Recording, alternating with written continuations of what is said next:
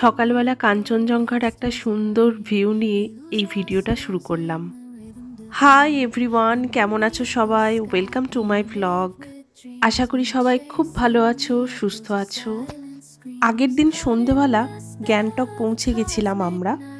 সকালবেলা কাঞ্চনজঙ্ঘার একটা সুন্দর ভিউ এনজয় করে মর্নিং ওয়াকে বেরিয়ে পড়েছি আমি, বাপি আর মিস্টার চৌধুরী। এইগুলো হচ্ছে উইসিং ফ্ল্যাগ, ধর্ম পতাকাও বলে এগুলোকে। ভীষণ ভালো লাগছে এই যে ভিউ পয়েন্টটা। নেপালি ভাষায় দাঁড়া মানে হচ্ছে ভিউ পয়েন্ট। আচ্ছা, এটার নামটা দেখলাম। এই ভিউ পয়েন্টটার নাম হলো নামনাং ভিউ পয়েন্ট। এটাকে সুইসাইড ভিউ পয়েন্টও বলা হয়। এটা সিকিম অ্যাসেম্বলির পাশ দিয়ে যে গলিটা গেছে সেটা দিয়ে আসা যায়। আমাদের হোটেল থেকে ওয়াকিং ডিস্টেন্স দেখাচ্ছিল বলে আমরা এটা হেঁটে এসেছি। ভীষণ ভালো লাগলো। সকালবেলা ঠান্ডা হাওয়াতে পাহাড়ের মধ্যে দিয়ে এরকম একটা ভিউ পয়েন্ট এনজয় করব পায়ে হেঁটে ভাবিনি। এবার একটা দেখছি গাছ ভেঙে পড়ে আছে। সকাল 7টাতেও কেমন ঝকঝকে রোদ বেরিয়ে গেছে।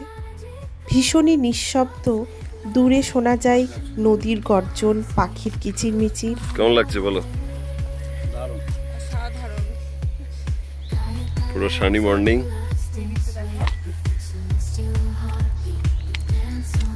নদীর বয়ে চলার শব্দ।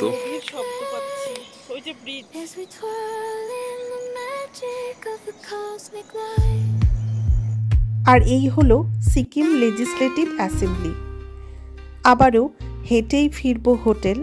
স্নান ব্রেকফাস্ট সেরে সকাল 9টার সময় আমরা বেরোবো গ্যাংটকের সাইট সিইং করার জন্য।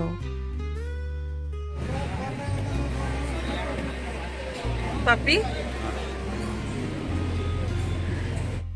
একেবারে প্রথমেই আমরা পৌঁছে গেলাম ডুড্রুল চর্টেন বলে একটা মনেস্ট্রিতে।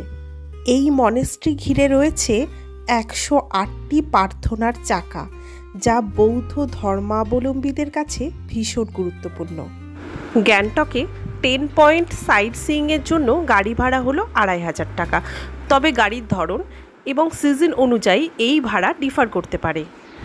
আমাদের এই ট্যুরে ট্রাভেল এজেন্ট, যার ডিটেল আমি পরে শেয়ার করেছি, তার সাথে আমার হাজব্যান্ডের আগে থেকেই পরিচয় ছিল।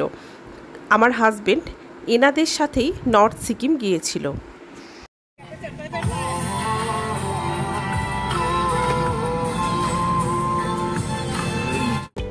আমরা পৌঁছে গেলাম আমাদের নেক্সট লোকেশন গ্যাংটকের রোপওয়েতে। প্রথমেই আমরা টিকিট কেটে নিলাম। টিকিট প্রাইস ছিল 130 টাকা পার পারসন। সকাল 9টা থেকে সন্ধ্যে 6:30 অবধি এখানে টিকিট পাওয়া যায়। এটা হচ্ছে রোপওয়ে স্টেশন। আমরা এখান থেকে রোপওয়েতে চাপবো। আমরা লিফটে করে 3rd ফ্লোরে উঠে গেলাম, যেখান থেকে আমরা কেবল কারে চাপবো। এক একটা কেবল কারে 10 থেকে 15 জনকে নেওয়া হয়। পাহাড়ে ঘুরতে আসলে সব থেকে ইম্পর্টেন্ট হলো ওয়েদার চেক করে ঘুরতে আসা। এরকম সানি ওয়েদার না থাকলে ভিউগুলো সব মিস হয়ে যায়, আর ভিউ মিস হলে ঘুরতে আসার কোনো মানেই থাকে না। ফাইনালি আমাদের টার্ন এলো আর আমরাও উঠে পড়লাম কেবল কারে। প্রায় 10 মিনিট পর শুরু হলো আমাদের রোপওয়ে জার্নি। রোপওয়েটা চলতে শুরু করলে সামনে দেখলাম বিস্তৃত পাহাড় আর গোটা গ্যাংটক শহর।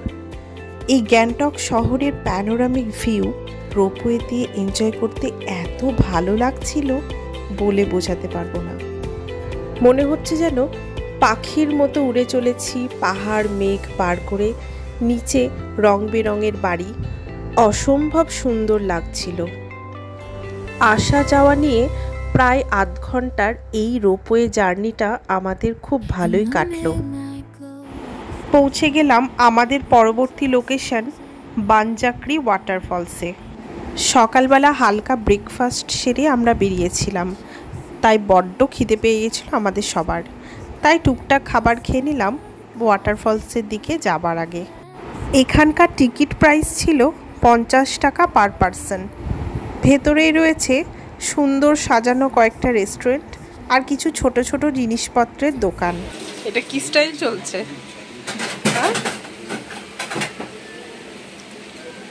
এটা হচ্ছে চৌধুরী স্টাইল ফুড প্রেজেন্টেশন।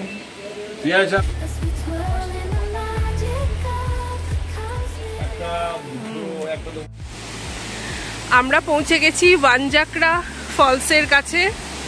অসম্ভব সুন্দর একটা ফলস, দারুণ লাগছে জাস্ট দেখো।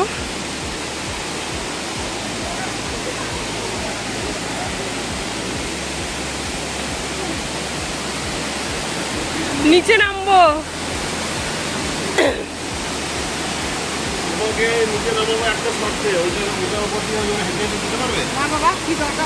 ও আচ্ছা, গেমস আছে। পাতলা হলে যেতাম।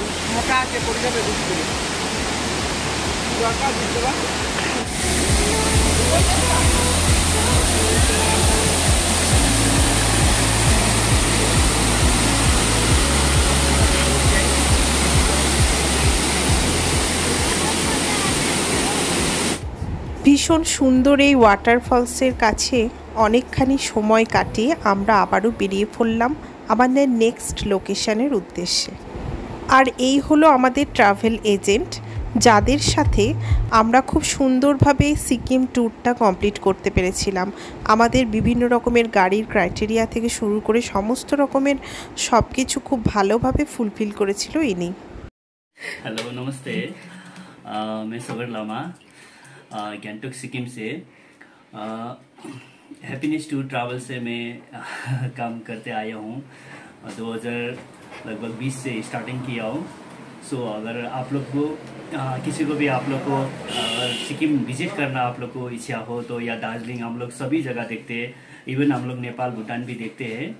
अगर हम लोग से आप लोग करना चाहेंगे, कोई लोग आप लोग सोच रहे होंगे कि सिक्किम कैसे जाए, कैसे ट्रैवलिंग किया जाए, तो हम लोग की आपका सब आपके ऊपर है। टोटली हम लोग की अब सिक्किम दार्जिलिंग पूरा टूर हम लोग पैकेज करते हैं। लोग का कॉन्टेक्ट का डिटेल्स ले सकते हैं। उसी तरीके से आप लोग बुकिंग करके भी आ सकते हैं। ऑनलाइन थ्रू से भी हम लोग का मेल भी सेम है, हैप्पीनेस टूर एंड ट्रैवल्स का नाम से। और नंबर, ऑनलाइन का नंबर वही है, तरह से आप लोग आ सकते हैं। Thank you. सब आएंगे, जरूर आएंगे। পৌঁছে গেলাম আমাদের নেক্সট লোকেশন বাকথাং ওয়াটারফলে। ভীষণ সুন্দর এই ওয়াটারফলের লোকেশনে রয়েছে একটি পিকনিক স্পট। অন্যান্য জায়গার মতো এখানেও নানা রকমের সুন্দর পাহাড়ি ড্রেস পরে ফটোগ্রাফি করা যায়। এই ড্রেসগুলো 100 টাকা করে নিয়েছিল। আমরা এখন তরমুজ খাচ্ছি। তোমরা কি খাচ্ছ? মিক্স ফ্রুট, আনারস। তরমুজটা খুব মিষ্টি। এই দাদা দারুণ ফল সাজিয়েছে। আমাদের নেক্সট লোকেশন ছিল গোনজাং মনেস্ট্রি। এই মনেস্ট্রিটা অনেকটা নিচে নেমে যেতে হয়, সেই জন্য আমরা এটা স্কিপ করেছিলাম। ওই যে দূরে দেখা যাচ্ছে মনেস্ট্রিটা।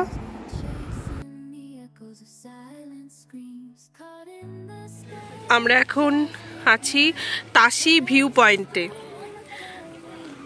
ওইখানে আমাদের গাড়ি পার্কিং করা আছে। ওপর থেকে কাঞ্চনজঙ্ঘার একটা সুন্দর পিক পাওয়া যায়, যেটা আমার ভিডিওতে আর নেওয়া হয়নি। পৌঁছে গেলাম আমাদের নেক্সট লোকেশন প্ল্যান্ট কনজারভেটরিতে। এখানে রয়েছে সুন্দর ফুলের বাগান, যেটা পায়ে হেঁটে অনেকটা উঁচুতে উঠে তারপর দেখা যাবে। বাপি মামনি ভীষণ টায়ার্ড হয়ে পড়েছিল, আর সাথে আমরাও, তাই আর অত উঁচুতে উঠিনি।